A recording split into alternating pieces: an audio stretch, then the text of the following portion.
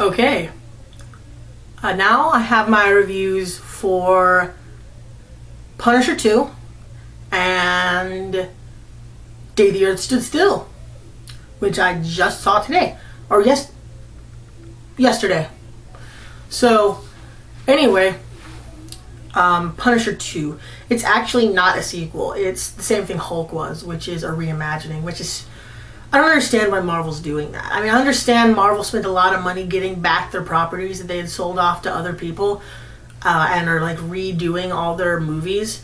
But really, why don't you just make a sequel and make it better? I mean, really, did we have to have, like, Hulk and Incredible Hulk and Punisher Warzone are almost sequels. If it didn't have the flashbacks that rewrote the original movies, because pretty much Ang Lee's Hulk and the Tom Jane Punisher were origin stories.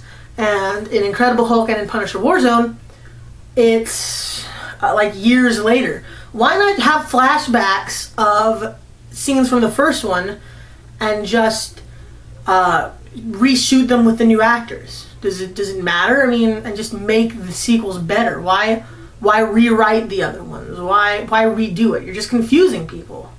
I mean, unless people know what Marvel Studios has been doing, people are going to be like, wait a second, I don't understand. Why did you change it? Why is this a sequel?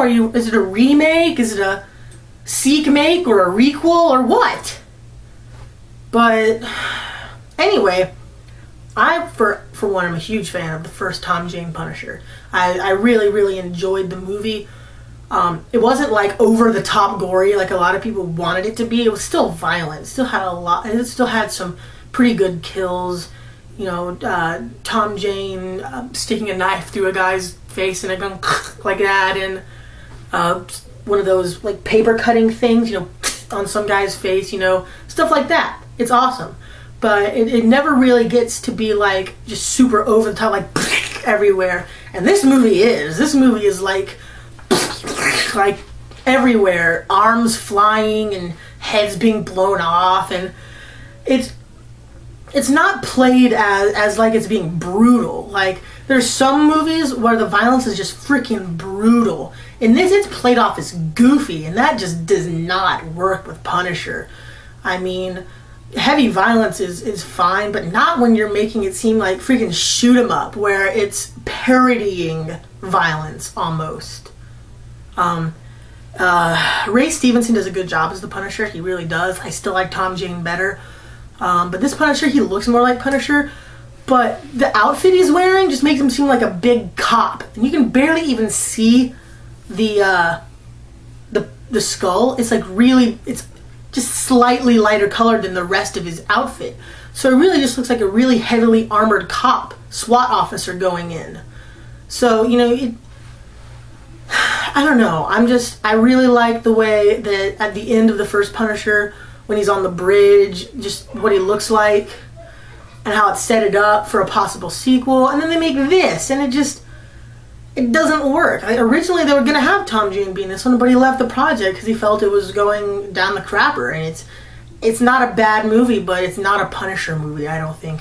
It would have been good as just a straight action movie about revenge without having the Punisher name put on it.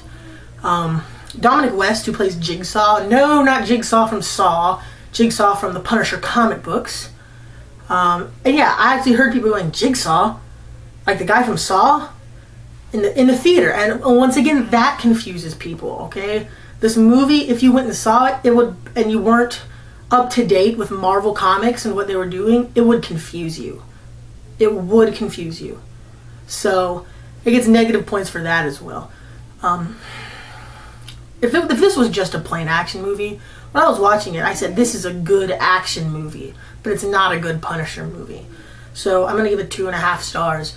If you're not like a huge, ginormous Punisher fan, if you're just an action fan, go see it. You'll enjoy it. But if you're looking for a really hardcore, brutal, brooding, deep, dark storyline, this is like Shoot 'em Up, which is really goofy and stupid, with a few scenes of Frank Castle being all depressed about his past. So it's uneven. I can't say I'm disappointed because I expected it by the trailers. I knew it was going to look goofy. So, but it doesn't mean it's that makes it any better. And also, Day the Earth Stood Still. This movie, I didn't know what to think. I haven't seen the original one. I've got it on Netflix Instant Watch, so I'll probably watch it this weekend just to compare them. But I didn't know what to expect, and I was afraid it was going to end up like War of the Worlds, which is bad. The Steven Spielberg one, it's probably his worst movie. But this, it's not a bad movie. It's actually a good movie. I saw it in IMAX, so it was big. It had some great action sequences. Not really action sequences so much as they are just explosion and just disaster sequences. But it definitely delivers in that regard. And the acting, the characters, I surprisingly liked them. And the plot, it's got a moral to it, but it's not preachy. I was afraid it was going to get preachy when I knew what it was going for, but it skirts the line pretty well. And Keanu Reeves, everyone says he's wooden as an actor, and he can't act. He sounds like a brick or something like that. He does fine here because the character he's playing is an alien who is not used to a human body or human emotions, but he dons a human body so he can live on Earth. So it fits perfectly. A character who's not used to human emotions. And Keanu Reeves' wooden acting actually plays into that. So he actually does a really good job as the alien Klaatu. Every time I hear that, I just keep thinking of Evil Dead, Klaatu Verata Nikto. Anyway, I'm giving it 3 stars. I actually really liked it. I didn't think it was great, but it did what it set out to do, and it didn't really end. It didn't have a great ending, but it didn't like go like War of the Worlds did. So, and also Jaden Smith is way less annoying than Dakota Fanning. So, 3 stars.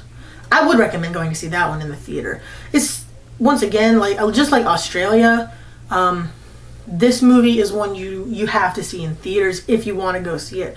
This one I actually think you should go see, even if you see it at a high price, because I think it's worth it. I think you'll be pleasantly surprised. So next week, I guess I will upload what comes out next week. 7 Pounds and Yes Man. Not really anticipating either of those. But I guess next week I will go ahead and put a review up for those 2. So, and also, keep your eye open on December 31st. I know that's a couple weeks away, but I will put up my best of the year countdown.